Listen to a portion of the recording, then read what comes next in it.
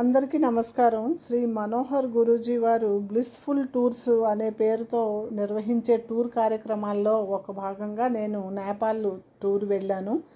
ఈ నేపాల్ టూర్ గురించి నేను కొన్ని సిరీస్ ఆఫ్ ఎపిసోడ్స్ చేద్దాం అనుకుంటున్నాను. అందులో మొదటిగా మేము గోరఖ్పూర్ చేరుకున్నాం. గోరఖ్పూర్లో గోరఖ్నాథ్ మఠం అనేది ఒక సువిశాలమైన ఆవరణలో చాలా చక్కగా నిర్మించబడిన ఒక నిర్మాణం. ఆ మఠంలో అందరూ ఆ దేవతల తాలూకా అంటే సీతారాములు, రాధాకృష్ణులు, కాళీమాత, లక్ష్మీదేవి అందరు దేవతల తాలూకా మందిరాలు కూడా నిర్మించబడి చాలా అందంగా ఉంది. చాలా అక్కడ ఉన్న వాళ్ళు కూడా చాలా క్రమశిక్షణతో దాన్ని నిర్వహిస్తున్నారు. ఆ సంస్థ దాన్ని అది చూసుకుని మేము బస్సులో నేపాల్ బార్డర్కి బయలుదేరాం. ఇది నేపాల్ ప్రవేశ ద్వారం. ఇందులో నుంచి సొనోలి అనే గ్రామంలోకి ప్రవేశించి అక్కడ రాత్రి విశ్రాంతి తీసుకొని మర్నాడు ఈ లుంబిని వనాన్ని చేరుకున్నాం. ఈ లుంబిని వనం అతి సువిశాలమైన ఆవరణలో కొన్ని వేల ఎకరాల్లో విస్తరించి ఉంది. లోపలికి వెళ్ళిన తర్వాత ఈ చక్కటి స్తూపాలన్నీ కూడా మనం చూడవచ్చు. అక్కడ అది 2600 సంవత్సరాల కిందట నిర్మించబడిన ఈ స్తూపాలన్నింటినీ కూడా నేపాల్ గవర్నమెంట్ వారు చాలా జాగ్రత్తగా సంరక్షిస్తున్నారు. వీటిని యునిసెఫ్ హెరిటేజ్ సైట్గా కూడా గుర్తించింది దీనిని. ఈ స్తూపాలు మనం ఇలాంటి స్తూపాలనే మన ఆంధ్రప్రదేశ్లోని బొజ్జన్నకొండ, తొట్లకొండ, అలాగే శ్రీకాకుళం జిల్లాలో ఉన్న శాలిహుండంలో కూడా చూడగలం. అయితే ఆ నిర్మాణాలు కొద్దిగా వేరుగా ఉన్నాయి వీటికన్నా. కానీ అనేక రకాలైన బౌద్ధ స్తూపాలని చూసుకుంటూ మేము ఆ లోపలంతా కూడా తిరిగి వాటి తాలూకా ప్రత్యేకతని, వాటి తాలూకా నిర్మాణ సౌందర్యాన్ని అంతటినీ గమనిస్తూ లోపలికి వెళ్ళామన్నమాట. అవి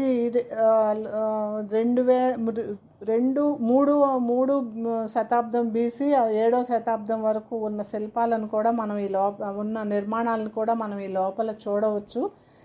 తర్వాత దీని వెనకాతల మాయాదేవి మందిరం ఉంది. వాళ్ళు అతి పవిత్రంగా భావిస్తారు ఆ మాయాదేవిని, ఆ మందిరాన్ని. ఆ మాయాదేవి మందిరం ఈ స్తూపాలకి వెనుక వైపుగా వస్తుంది. ఈ కొలను మాయాదేవి తను ప్రసవానికి వెళ్తూ మధ్యలో ఇక్కడ విశ్రాంతి తీసుకుంటూ ఉండగా ఆమెకి ప్రసవ వేదన మొదలైతే ఈ కొలంలో స్నానం చేసి ఆ మందిరంలో ఆమె ఒక సాల వృక్షాన్ని పట్టుకొని నిలబడి ప్రపంచానికి అత్యద్భుతమైన ఒక శిశువుని అందించిందని అక్కడ ఉన్న ఒక శిల్పాన్ని బట్టి తెలుస్తోంది. ఆ శిల్పంలో ఆమె సాలవృక్షాన్ని పట్టుకొని నిలబడి బిడ్డని ప్రసవిస్తున్నట్లుగా మనం ఆ శిల్పాన్ని చూడవచ్చు. అయితే ఇదంతా కూడా ఒక మామూలు పుక్కిటి పురాణం కాదు. గౌతమ బుద్ధుడు జన్మించిన 400 సంవత్సరాల తర్వాత అశోకుడు ఈ ప్రాంతాన్ని దర్శించి అక్కడ వాళ్ళు ఉన్న స్థానికులతో మాట్లాడి ఈ చరిత్రని ప్రపంచానికి అందించారు.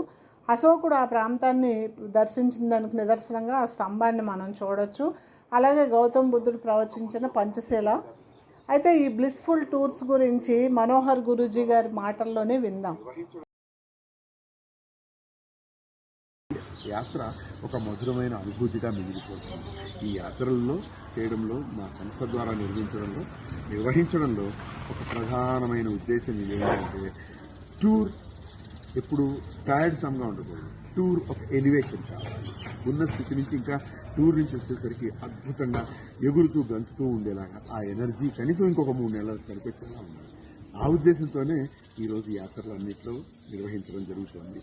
Thank you very much.